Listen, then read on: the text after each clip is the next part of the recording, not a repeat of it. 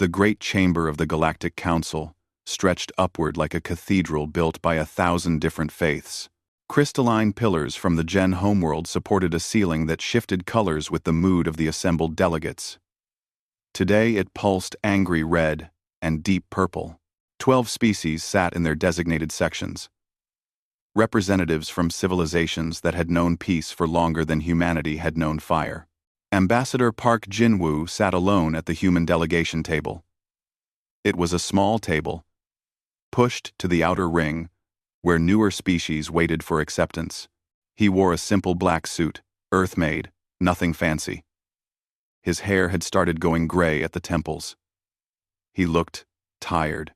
The chief speaker, a Valorian whose 6 arms spread wide in ritual condemnation, read from the declaration scroll. The Valorians loved ceremony. They loved rules even more. The species designated as humanity has violated 17 treaty provisions, expanded into restricted territories without authorization, and refused mandatory weapons inspections required of all probationary species.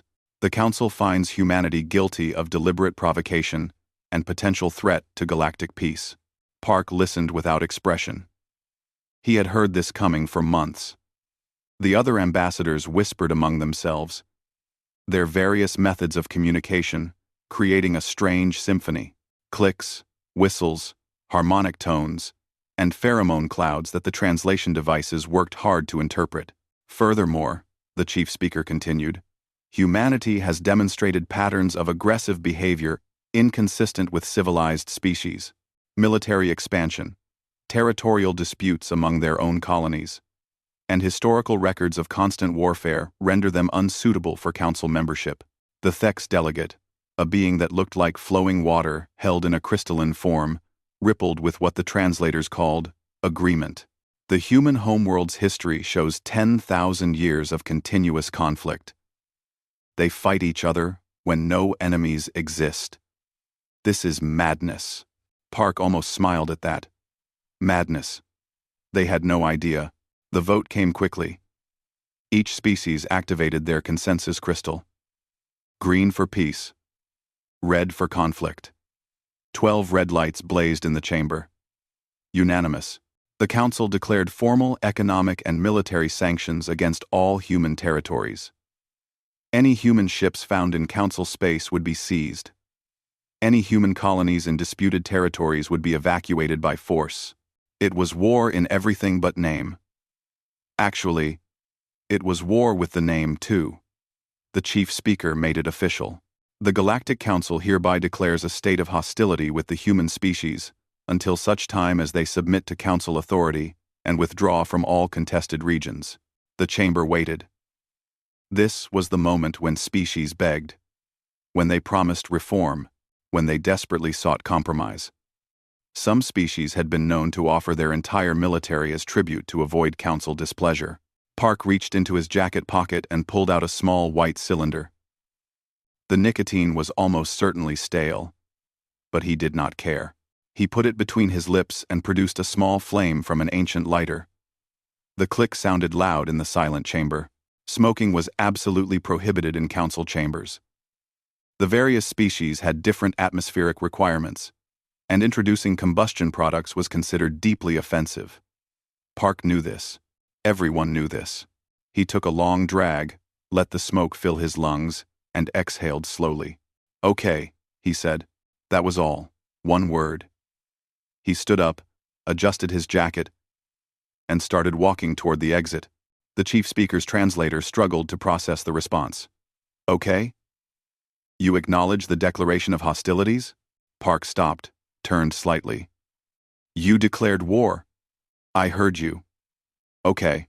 You have no defense? No plea for reconsideration?" The Thex delegate flowed forward, confusion evident in the rapid color shifts. "Would it matter?" Park took another drag. "You made your decision. So did we. We are 12 species, with combined fleets of over 40,000 vessels.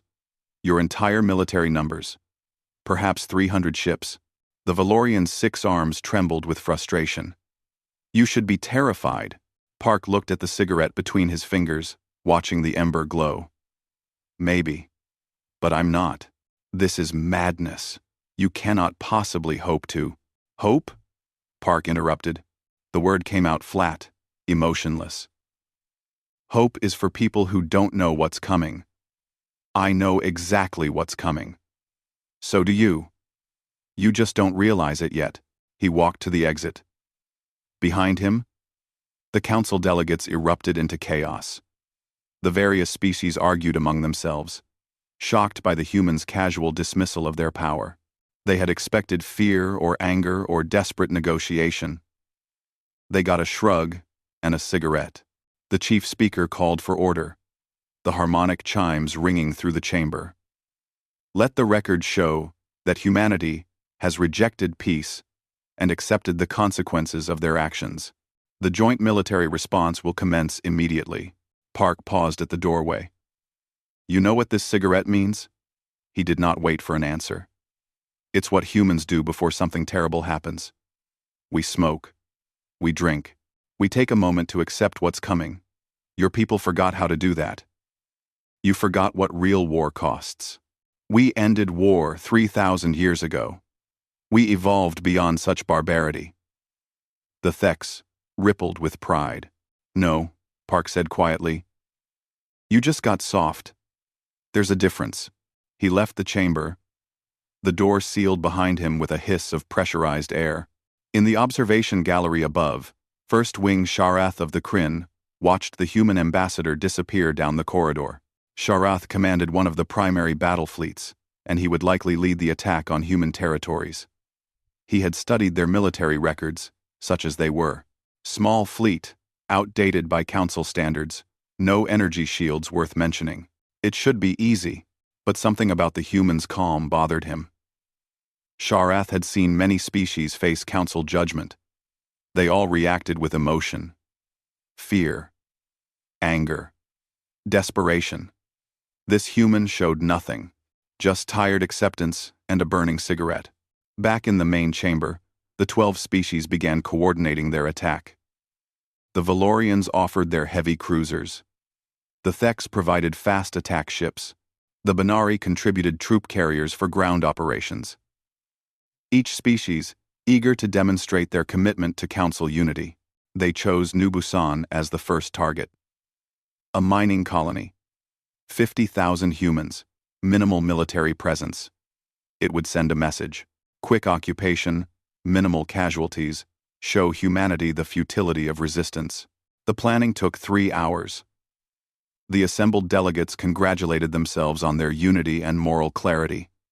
They were defending galactic peace against a dangerous, primitive species. History would remember them as the generation that brought humanity to heel. None of them noticed the small human observation satellite that had been recording everything. None of them wondered why Ambassador Park seemed so unconcerned. None of them questioned why a species facing extinction would waste time on symbolic gestures like smoking in the council chamber. They would learn. Park Jin-woo walked through the corridors of the council station toward his private shuttle. He finished the cigarette and crushed it under his heel.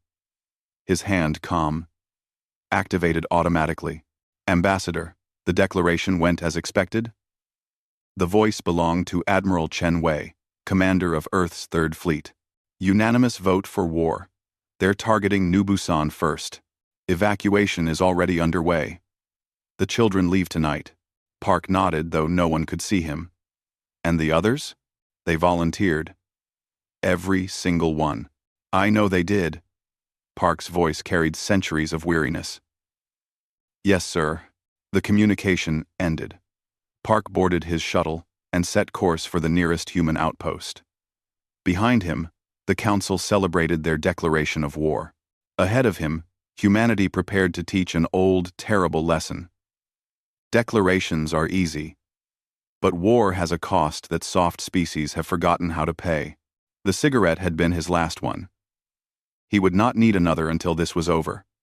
6 months before the council declared war, Ambassador Park Jin-woo stood on the observation deck of the colony ship Prosperity. Through the vast windows, the verdant reaches spread out like a jeweled tapestry. 15 star systems, rich in minerals and habitable worlds, completely unclaimed. Technically, the Council says this territory belongs to them. Captain Lee Sunmi stood beside him, arms crossed. Something about ancient treaties. Park watched construction drones beginning work on what would become New Busan's first habitat dome.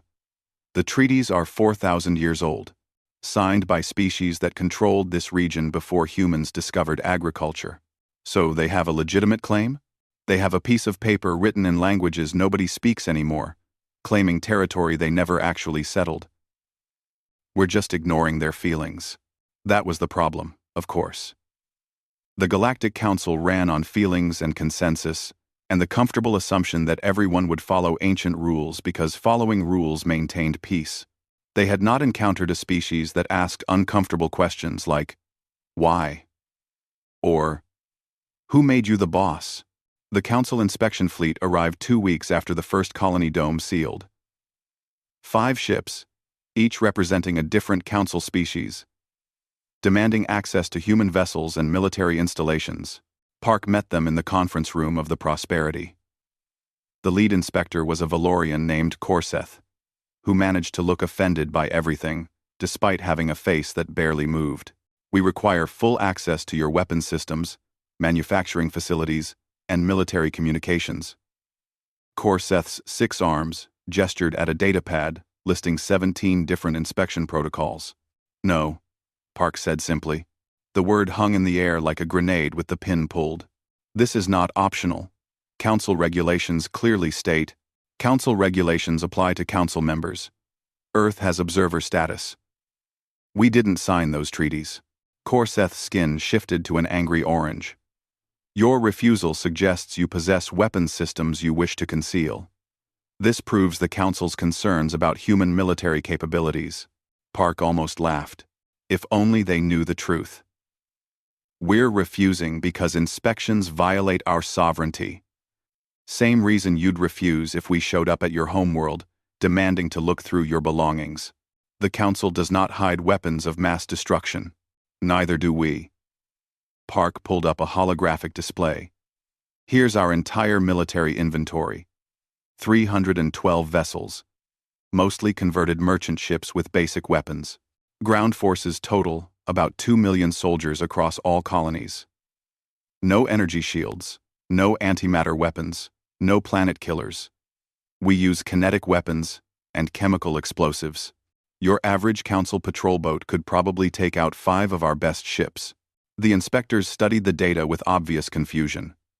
Korseth's skin cycled through several colors, indicating uncertainty. If your military is so primitive, why refuse inspection? Because you're not asking about our weapons. You're asking about our doctrine, our strategy, how we think about warfare. Park closed the display. And that, we won't share. This was the truth that Park could not make them understand. Human weapons were indeed primitive by Council standards, but human thinking about violence, about sacrifice, about fighting without hope of winning, that was what made them dangerous. The Thex inspector, a being named Rill, who communicated through color patterns in their liquid form, rippled with what the translator called deep concern. Your species' history shows constant warfare. 10,000 years of killing each other. Why would any species do this? Park had tried to explain this before. He tried again. Because we're not very good at getting along. Because resources were limited and space was scarce. Because we had different gods and different ideas about how to live. He paused. Because we're human. We fight. It's what we do. But you achieved space travel. You must have evolved beyond such primitive behavior. We achieved space travel 30 years ago. Evolution takes millions of years. We're the same, aggressive, territorial, short-sighted species we always were. We just have bigger rocks to throw now. The inspectors left without getting their access. They reported to the Council that humans were hiding advanced weapons systems. It was the only explanation that made sense to them. A species that fought for 10,000 years must have developed incredible tools for killing. They could not imagine the real answer was simpler and more terrifying. Humans did not need advanced weapons. Because they had advanced dedication to violence. 3 months before the war declaration, Park received a delegation from the Kryn species. First Wing Sharath commanded their primary fleet and had personally requested the meeting. Sharath looked like someone had crossed a mantis with a dragon and given it formal military training. His carapace bore markings of rank earned over a century of service. The Kryn were the Council's primary military force, though they had not fought a real war in 2,000 years. "I studied your world's military history," Sharath said without preamble. "Particularly the 20th century of your calendar. The scale of violence is incomprehensible." Park nodded. Incomprehensible is a good word for it. In one conflict alone, your Second World War, over 70 million died. Your species killed 70 million of your own kind in 6 years. Closer to 80 million if you count all theaters of war and civilian casualties. Sharath's mandibles clicked with agitation. "And then you did it again." Smaller wars, constant wars. Wars that never ended. Korea, Vietnam. Dozens of regional conflicts. Your species never stopped fighting. "No," Park agreed. "We didn't." "Why?" It was the same question the inspectors asked, but Sharath asked it differently. He genuinely wanted to understand. Park considered his answer carefully. Because the alternative was worse. Because tyrants needed stopping. Because resources needed defending. Because sometimes people believe in things worth dying for. He met the Kryn's compound eyes. And because we're good at it. Humans are very, very good at killing each other. This is what the Council fears. I know. They believe you will turn this skill against other species. We might, if provoked.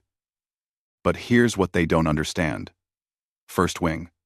We fight each other because we know what we're dealing with. Other humans. We understand the cost, the rules, the limits. Fighting aliens?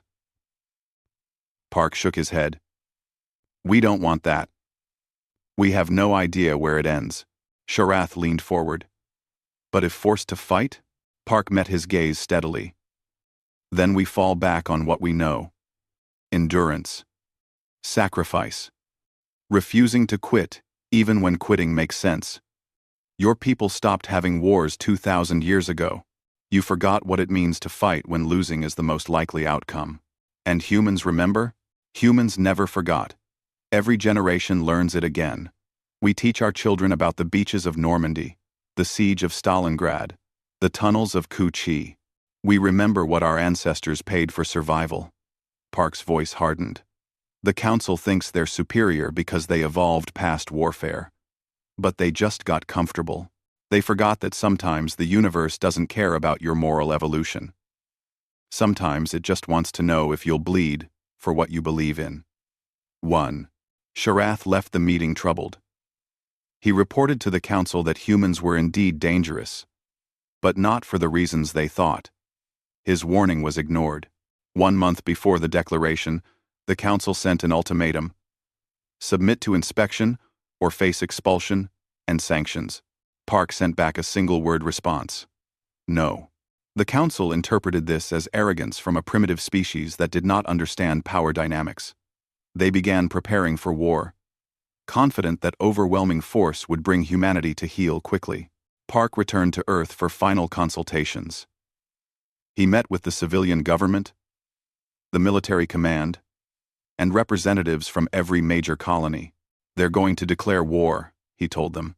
Probably within weeks. Can we win? The question came from President Kim Da-un, Earth's elected leader. Militarily? No. They outnumber us 100 to 1. Their technology is better.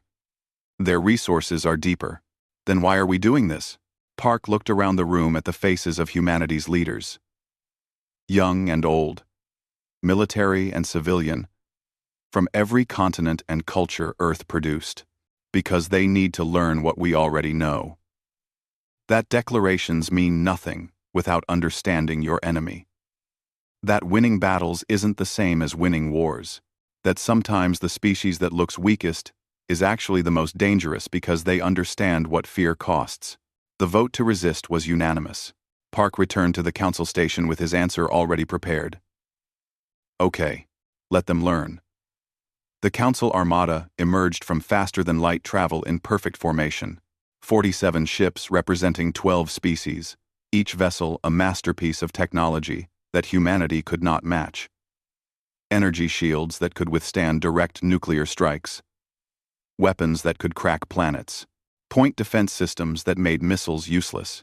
First Wing Sharath stood on the bridge of the Kryn flagship Eternal Vigilance. Watching the tactical display show New Busan growing larger. The human colony looked pathetic by council standards.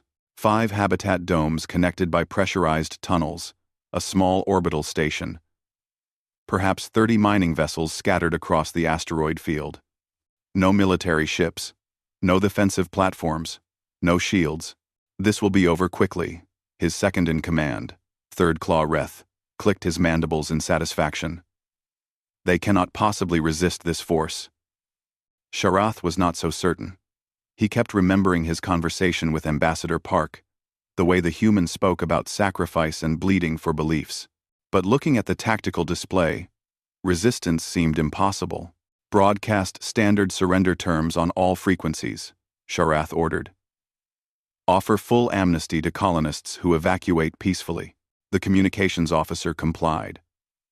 The message went out in 17 languages, including human English and Korean. It promised safe passage, relocation assistance, and no criminal charges if the colony surrendered within 1 standard hour. The response came back immediately. Not words, music. Sharath listened to the translator work overtime trying to make sense of it. A human song, old by their standards, something called the Battle Hymn of the Republic. The chorus repeated a phrase about truth, marching on. Is this acceptance of terms? Reth asked, confused. No. Sharath's mandibles clicked slowly. It is defiance. He hailed the colony directly. This is First Wing Sharath of the Galactic Council Enforcement Fleet. You cannot win this engagement. Surrender and preserve your lives. A face appeared on the screen. Human? Female? Middle-aged? She wore a pressure suit with colonel's insignia. Her name tag read, Han Ye Jin. This is Colonel Han, New Busan Defense Force. We decline your offer. You have no defense force. Our scans show no military vessels. Colonel Han smiled. It was not a pleasant smile. We're a mining colony. First Wing. We mine. That's what we do. The channel closed. Sharath stared at the blank screen, trying to understand. Behind him, the other council ships waited for orders. Representatives from the Thex, the Valorians, the Benari, all of them expecting easy victory. Weapons range in 30 seconds, the tactical officer reported. Target their power generation facilities. Minimal force. We want to disable, not destroy. The fleet advanced. New Busan grew in the view screens. 5 domes glittering against the black of space. Sharath could see humans moving inside through the transparent sections. Going about their business. No panic. No evacuation. 20 seconds to weapons range. Something bothered Sharath. The mining vessels in the asteroid field had changed position. They were moving, but not away. They were turning, orienting toward the fleet. Sir, we're detecting energy signatures from those mining ships. They're powering up there. The first mass driver round hit a Valorian cruiser amidships. A chunk of processed iron ore. 3 tons. Accelerated to a significant percentage of light speed. The cruiser's shields flashed bright and held, but the impact sent the ship spinning. Then, the rest of New Busan's mining fleet opened fire. They were not military vessels. They were ore haulers and rock processors and excavation ships. But every single one had a mass driver for shooting cargo between stations. And every single one had been retrofitted, upgraded, pushed beyond safety limits. The council fleet scattered as projectiles tore through their perfect formation. Shields held on the larger vessels, but 3 smaller ships took damage. A Thex scout craft lost its drive section. A Benari transport took a hit that sent it tumbling. Return fire. Disable those vessels, Sharath ordered. The Council ships responded with precision weapons designed to minimize casualties. They targeted engines and power systems. Within minutes, 8 mining vessels went dark, but the remaining ships kept firing. They maneuvered like fighter craft, using the asteroid field for cover, popping out to fire single shots before disappearing again. The pilots were crazy. They pushed their ships beyond tolerances, made turns that should have torn their vessels apart. One mining ship, already leaking atmosphere from a hit, made a direct run at the Eternal Vigilance. Sharath watched it come, firing continuously. Its mass driver glowing red from overheating. Target that vessel. Full power. The Kryn weapons hit the mining ship dead center. It exploded in a brief fireball that space quickly swallowed. No escape pods. The pilot rode his ship to death. They're insane, Reth whispered. The battle lasted 20 minutes. The Council fleet destroyed or disabled every mining vessel. The cost was 2 destroyed.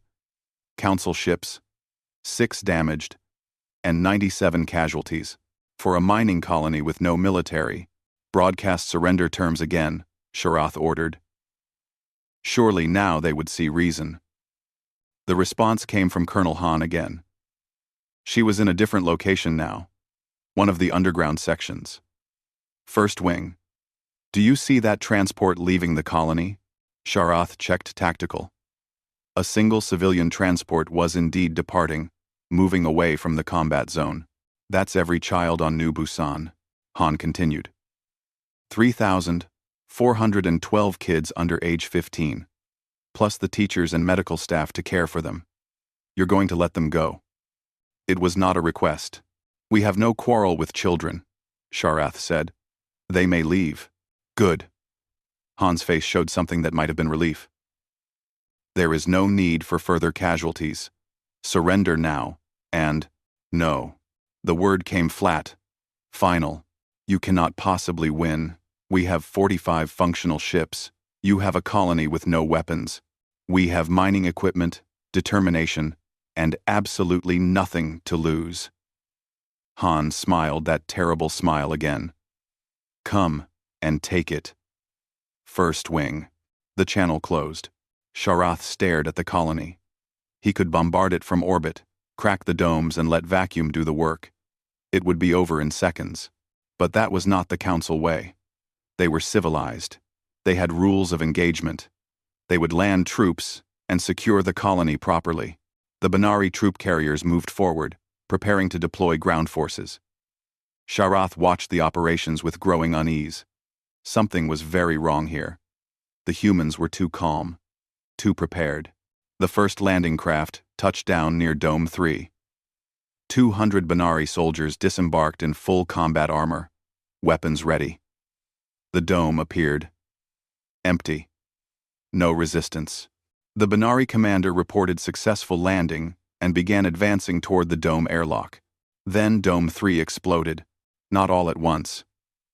The humans had rigged the oxygen storage tanks, the fuel cells, everything that could burn or burst. The explosion tore through the Banari landing force, killing half of them instantly. The survivors fell back to their landing craft, only to find the ground mined with more improvised explosives. They destroyed their own dome. Reth's voice carried shock and horror. Humans were living there. Where? Sharath checked the casualty reports.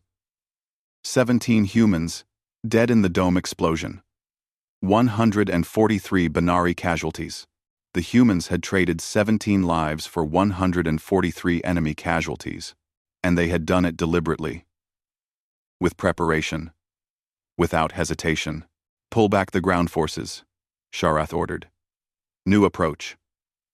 We'll use precision weapons to breach the domes and force surrender through environmental pressure, but the humans had already thought of that. As the Council ships targeted Dome 1, they saw through the transparent sections that every human inside had donned pressure suits.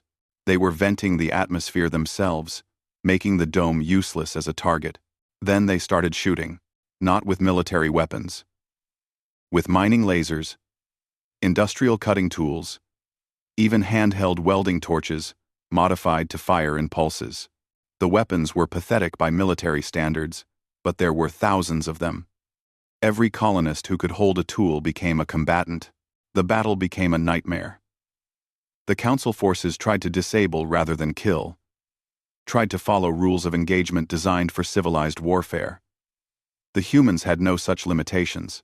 They used every dirty trick, every ambush, every trap. They rigged oxygen canisters to explode when doors opened. They used reflective surfaces to bounce mining lasers around corners. They fought in pressure suits in hard vacuum, places where most Council species could not follow. They retreated through tunnels too small for armored soldiers, forcing the Council troops to bottleneck, and they never, ever surrendered. It took 4 days to secure New Busan. The final count showed 47,388 humans dead. Not a single prisoner. Every human fought until killed or too wounded to continue, and even then they tried to take enemies with them. The Council lost 912 soldiers and 4 more ships to improvised weapons and desperate tactics. Sharath stood in the ruins of Dome 5, looking at the bodies. Human and Council species together, frozen in the positions where they died. A human woman had used a welding torch to cut through a Valorian's armor before being shot. A maintenance worker had crushed a Thek soldier under a loader he deliberately crashed. First, wing. Reth approached carefully. We have secured the colony.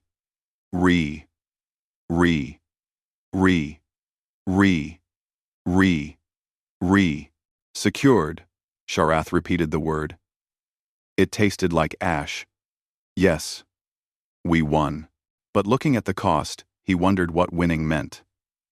3 months into the war, Ambassador Park Jin-woo sat in a small room on the human outpost Genesis Station and reviewed casualty reports. 7 colonies attacked. 7 colonies lost. 218,000 humans dead. And the Council was starting to understand what they had done. They're calling it the Pyrrhic Offensive. Admiral Chen Wei's face filled the holographic display. She looked exhausted. They all looked exhausted. Every victory costs them more than the last. The Theks have withdrawn 3 ships. The Banari are refusing further ground operations.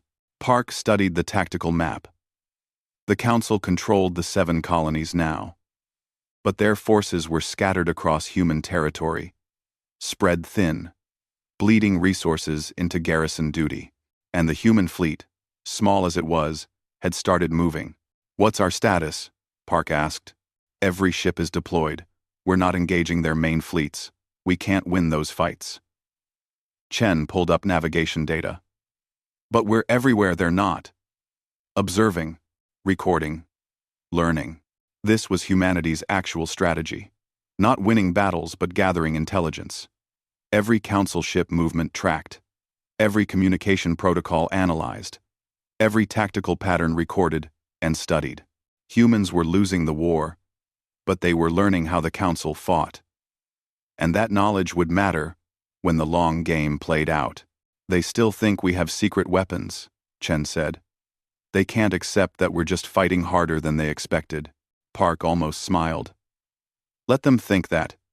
Fear of the unknown works in our favor. The door chimed. Park accepted the visitor, and First Wing Sharath entered. The Kryn looked different than their last meeting. Tired. His carapace showed damage that had been repaired but not polished. Combat wear. Ambassador. Sharath nodded respectfully. Thank you for agreeing to speak. You fought at New Busan, Park said. Not a question. I commanded the operation. 47 ships against a mining colony. We lost 13 ships and nearly 1,000 soldiers, taking a settlement of 50,000 civilians. Sharath's mandibles clicked slowly. You tried to warn me. I did not understand. Park gestured to a chair. Sharath settled into it, his form not quite fitting furniture designed for humans. Every colony fights the same way, Sharath continued. They evacuate children and then turn their homes into killing grounds. They use civilian equipment as weapons. They fight in conditions that would kill most species. They never, Surrender. He paused. Why? Because they're protecting their homes, Park said simply. Because retreat means losing everything they built. Because humans would rather die fighting than live as defeated people. This is insane. No, it's human. Sharath pulled up a data file and projected it between them. I studied more of your history. Your Battle of Thermopylae. 300 soldiers holding a mountain pass against a force of hundreds of thousands. They knew they would die. They went anyway. And your species remembers this battle 2,400 years later. You teach it to children. You celebrate a defeat where everyone died. Park nodded. Because they died for something. They bought time for their people to prepare. They proved that numbers aren't everything. They showed that how you face death matters as much as whether you survive it. The Council species do not think this way. I know. That's why you're losing. Even when you're winning. Sharath's compound eyes studied Park carefully. Explain. Park stood and walked to the window, showing the void of space. Your species made peace 3,000 years ago. You stopped fighting wars and started managing peace. That's admirable. It's civilized. It's everything intelligent species should aspire to. But you forgot what war actually costs. You forgot that sometimes the weaker force wins because they're willing to pay prices the stronger force won't. You forgot that moral authority doesn't stop bullets, and superior technology doesn't matter if you're afraid to use it. We are using it. Are you?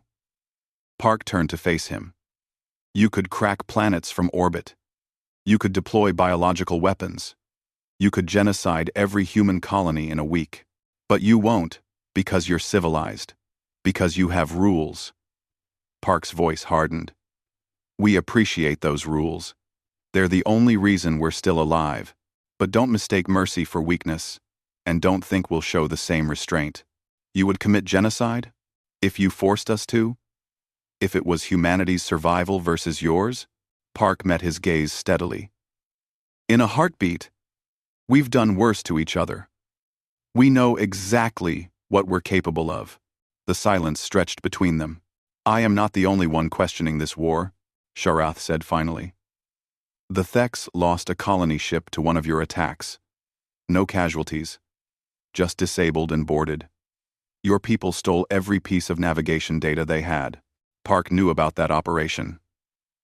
The Thex ship had been chosen deliberately. And neutral species are asking questions. Why did the Council declare war on a species that was simply establishing colonies in unclaimed space? Why are we suffering thousands of casualties to control mining settlements? Sharath leaned forward. Your merchant ships are still trading with neutral systems. They spread your version of events. The Council is starting to look like bullies, not peacekeepers. This was the other part of humanity's strategy. Public opinion. The Council depended on moral authority. Strip that away, and their alliance fractures. You could end this, Sharath said quietly. Surrender now. Accept Council terms. The fighting stops. No. More of your people will die. Thousands more. Possibly millions. End quote. I know. And you still refuse? Park returned to his seat. First Wing. Do you know what humanity learned from 10,000 years of warfare? We learned that how you end a war matters more than how you fight it. If we surrender now, we're the species that challenged the Council and lost. We're forever in their shadow, forever the cautionary tale about not defying Council authority. And if you keep fighting, then we're the species that made the Council bleed for every meter. We're the species that fought 12 civilizations to a standstill, with 300 ships and mining equipment. We're the species that earned respect through demonstrated capability. Park's eyes were hard. We don't want to be liked, First Wing. We want to be taken seriously, and that requires paying a price you don't want to pay. Sharath stood slowly. I will report your refusal to the Council. I know, and they'll order more attacks, and we'll make you bleed for them. Park stood as well. But eventually, your people will ask why they're dying. Eventually, the political cost will exceed the military objective. Eventually, someone will say the words everyone's thinking. This war was a mistake. You are gambling with millions of lives. Yes, and we'll pay that price if necessary. Will you? Sharath left without answering. Park watched him go and then returned to the casualty reports. More names, more lives, more settlements turned into battlegrounds. His communicator chimed. Admiral Chen. Again. Ambassador. We've detected Council fleet movements. Looks like they're pulling back from 3 colony positions. Pulling back or repositioning? Pulling back. And our intelligence suggests 5 Council species are requesting emergency sessions to discuss war costs. Park felt something loosen in his chest. Not relief. They were still losing. But cracks were appearing. Keep the pressure on. Hit their supply lines. Make them wonder where we'll show up next. Yes, sir. I know, Admiral. I know. The transmission ended. Park sat in silence, thinking about the price humanity was paying. Thinking about the 7 colonies gone dark. Thinking about children evacuated from homes they would never see again. Thinking about the cigarette he had smoked in the council chamber. That moment of acceptance, before terrible things happened. They had known what was coming. They had accepted the cost. Now the council was learning what that acceptance meant. The war ended not with surrender, but with exhaustion.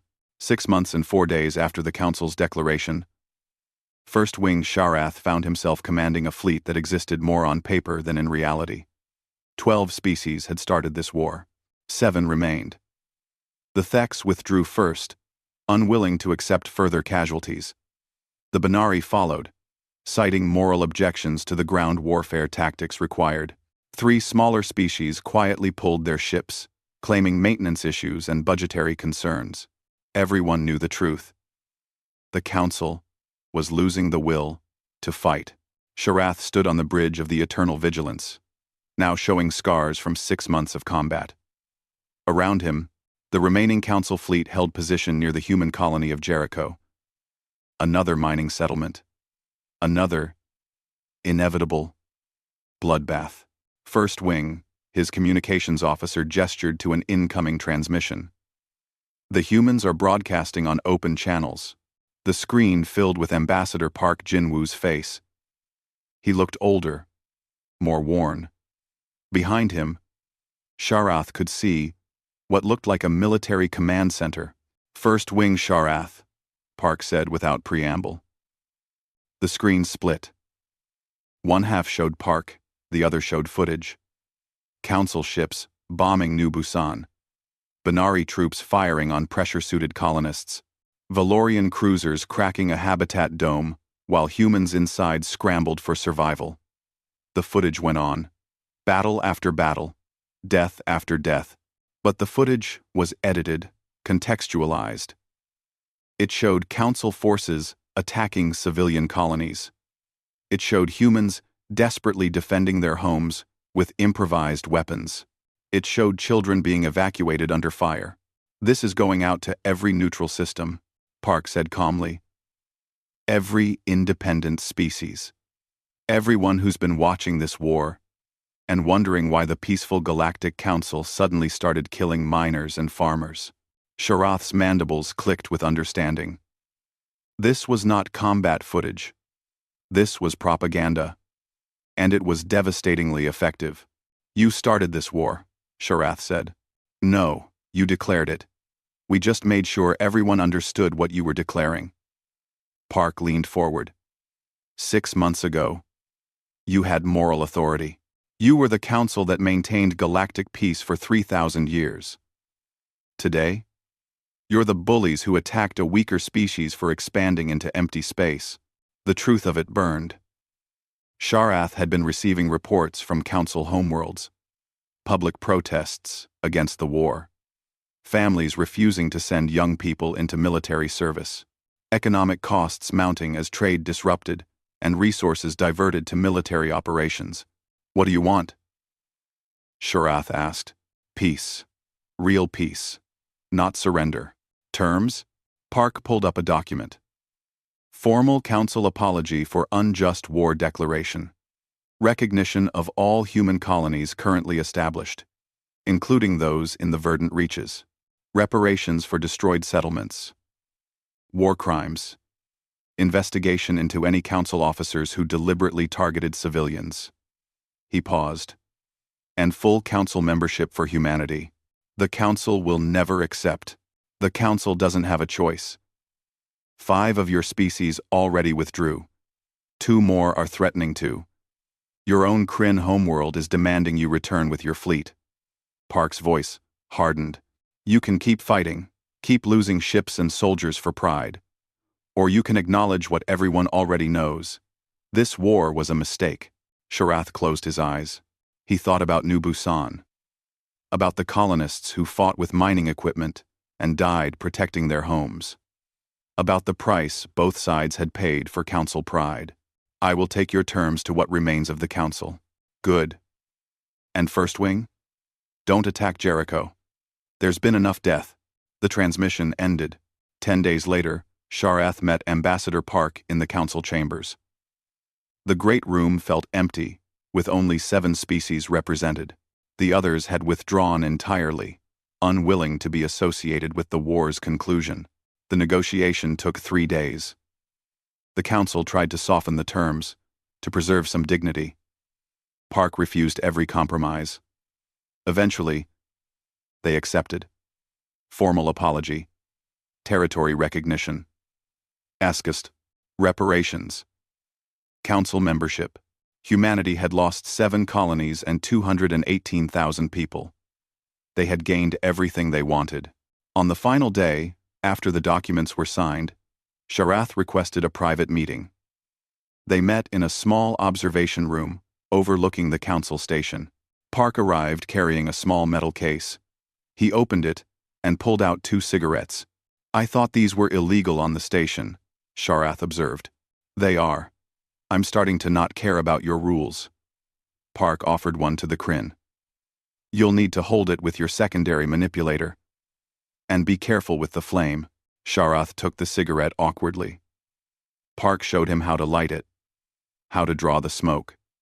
The Kryn's physiology was not designed for smoking, but he managed a small puff. This is terrible, Sharath coughed. Why do humans do this? Because we're going to die anyway. Because small pleasures matter when everything else is uncertain. Because sometimes you need a moment of calm before something terrible happens. Park took a long drag. You asked me what the cigarette meant back when you declared war. This is it. Acceptance. They stood in silence, smoking, watching the reconstruction ships moving toward the damaged colonies. Human and council vessels working together now. Bound by treaty instead of warfare. Will humanity seek revenge? Sharath asked quietly. For the 200,000 dead? Park considered the question. No. We learned something your species forgot.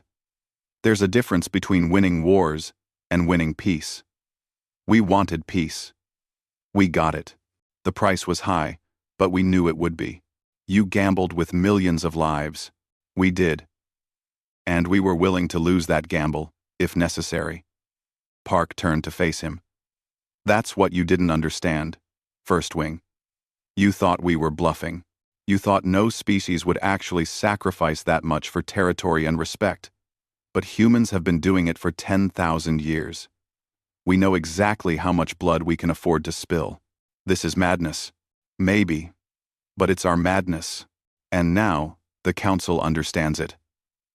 Park crushed out his cigarette. You wanted to inspect our weapons. Our real weapon is not technology. It's willingness. Willingness to pay any price, make any sacrifice, endure any hardship for things we believe matter. Sharath looked at the cigarette burning between his manipulators. You knew we would break before you did. We knew you hadn't fought a real war in 3,000 years. We knew your people weren't ready to accept massive casualties for pride. We knew that eventually, someone would ask the right question. Why are we doing this? Park smiled slightly. You're not weak, First Wing. You're civilized. You evolved past the need for constant violence. That's admirable. But don't mistake peace for strength. Don't assume species that still fight are inferior. Sometimes the scarred survivor is more dangerous than the unblemished winner. I will remember this. Good. Because humanity is part of the Council now. We'll follow your rules. We'll participate in your peace. But we're not going to forget who we are. We're the species that fights. We're the species that bleeds. We're the species that pays the price everyone else is afraid to pay. Park headed toward the door. And if anyone ever threatens galactic peace, you'll want us on your side. Because we know how to win ugly. Sharath watched him leave. Then looked down at the burning cigarette. He had learned many things in this war. About humanity. About his own species. About the cost of assumptions and the price of peace. Most importantly, he had learned what the cigarette meant. That moment of calm acceptance before terrible things happened. The acknowledgement that sometimes you faced death, and sometimes you just had to breathe smoke and accept it. He crushed out the cigarette and looked at the reconstruction efforts below. Human workers were already rebuilding New Busan. Not moving on. Not forgetting. Rebuilding on the graves of those who died defending it. The Council had declared war on humanity and learned an ancient lesson. Declarations are easy, but understanding costs everything. And humanity, scarred and bloodied but unbowed, had taught that lesson the only way the Council would understand. Through demonstrated capability. Through paid prices. Through the simple, terrible fact that some species remember what war means. Sharath returned to his ship and began the long journey home. Behind him, Ambassador Park Jin-woo walked through the Council halls. Now as a full member species. Not welcomed with joy. Not celebrated with parades. But respected. And respect, humanity had learned long ago, was worth more than love. The war was over. The cigarette had burned down to ash. And the galaxy began adjusting to a new reality. Humanity had earned its place not through superior technology or moral authority, but through the oldest method any species ever knew. They had made the cost of opposing them higher than anyone wanted to pay.